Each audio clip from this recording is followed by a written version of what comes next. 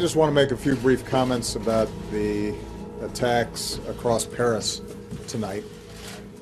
Once again, we've seen an outrageous attempt to terrorize innocent civilians.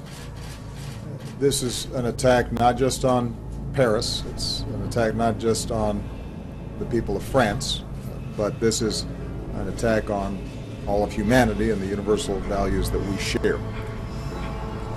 Those who think that they can terrorize the people of France or the values that they stand for are wrong.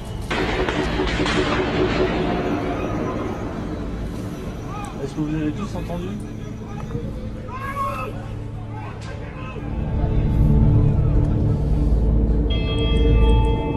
Well, those were the sounds of those explosions and gunfire we heard earlier, Henry, with indicating, as you say, that came just after François Hollande had said that an operation would be underway. I guess the thinking has to be, if they were prepared to launch what we understand to be a suicide attack near Stade de France, it alters the thinking and the way that you approach these people.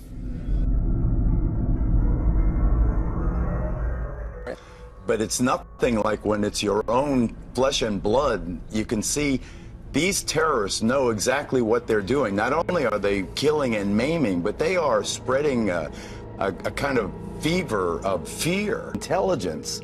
I mean, this had to be a couple of dozen people involved in this bombing. This was not willy-nilly a public guys saying, come on, let's go bomb us. They coordinated attacks, right, half a dozen locations, at least a half a dozen people, maybe more. How did they get there? Are they really Syrians? Did they come in with this refugee wave?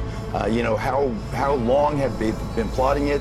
Kimberly, in terms of intelligence, how did they miss all of these people plotting, bringing these weapons in, assembling those bombs, you know, and making sure that it was all coordinated, half a dozen different locations? The training, you know, all wearing black on black with the Kalashnikovs and the hand grenades.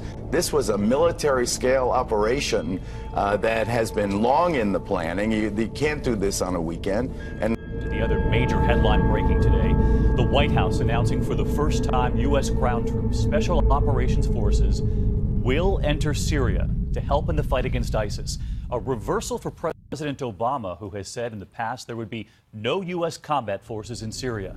Tonight, the White House saying their mission will be to help train local forces. But we saw what just happened in recent days against ISIS in Iraq. Elite U.S. forces pulled into a deadly firefight themselves. One American fighter, a father of four, killed in the line of duty. So can the White House be sure what these forces could face in Syria? ABC's chief global affairs correspondent, Martha Raddatz.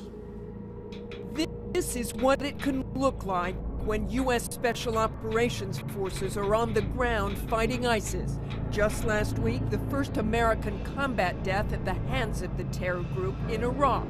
And now, the U.S. is sending Special Operations Forces, close to 50 of them, to Syria, with no promise from the White House that the number won't increase.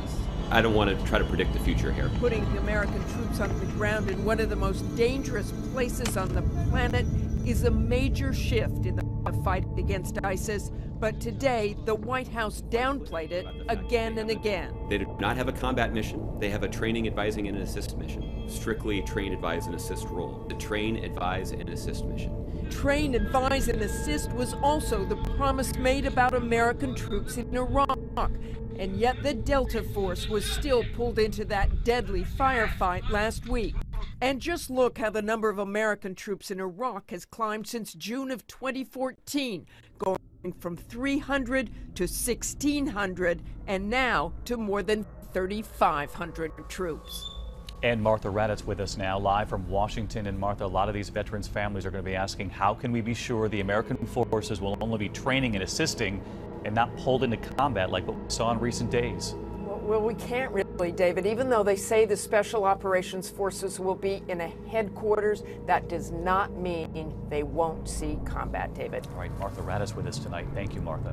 Special Operations Forces to be an important force multiplier anywhere around the world they're deployed. And the president does expect that they can have an impact in intensifying our strategy for building the capacity of local forces inside of Syria to taking the fight on the ground to ISIL in their own country. That has been the core element of the military component of our strategy from the beginning, building the capacity of local forces on the ground. That was the essence of the call that the President just completed with Prime Minister Abadi. The United States and our coalition partners have worked effectively with the central government of Iraq. They've got command and control of Iraqi security forces in that country, and because of training and advice and assistance that the United States and our coalition partners have been able to offer to those Iraqi security forces, we built up the capacity of Iraqi security forces to be more effective on the battlefield inside of Iraq. The situation in Syria is quite different. The United States and our coalition partners do not have a central government with whom we can partner. The Assad regime has lost legitimacy to lead that country for a variety of reasons. In fact, they've actually used the military of that country to attack innocent civilians. So what the United States and our coalition partners have been focused on doing is enhancing the capacity of moderate opposition forces on the ground inside of Syria. Battle against ISIS. President Obama set to decide whether to put more troops closer to the battle, even on the ground in Syria. And ABC's chief global affairs correspondent Martha Raddatz in Washington with the details. Good morning, Martha. Good morning, George. The administration is weighing a number of options that could expose our troops to more danger. One option is using forward air controllers on the ground to call in airstrikes. That makes it easier to find and confirm targets. And the Washington Post is reporting this morning that the president will also consider putting a small team of special operations troops on the ground in Syria with those moderate Syrian rebels to advise and assist, George. And Martha, this comes after the death of one of those troops in that raid on the ISIS prison last week. It could be very similar. The options in Iraq and Syria would not, on paper, put the U.S. forces in direct combat, but as we have seen, that is always a possibility, George. Something surreal about watching this battle unfold in Syria, here just a few yards in Turkey, with hundreds of Kurds from the town that is under siege, Kobane. There's nothing epic about it, nothing Napoleonic. It's small squads of men, ISIS fighters coming from this side, Kurdish fighters up on the hill, taking positions, firing at each other. We have seen men go down in the distance. We've seen the ISIS fighters crossing these fields of grain with no cover, suicidally, one would think. We've seen artillery rounds land on positions, ISIS positions in the distance, and what we think may be U.S. airstrikes also in the distance.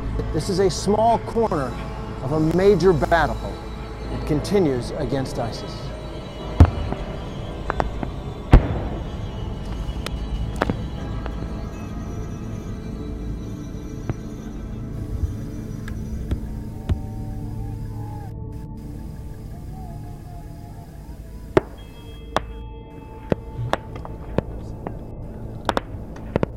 As night comes down here, the battle has intensified.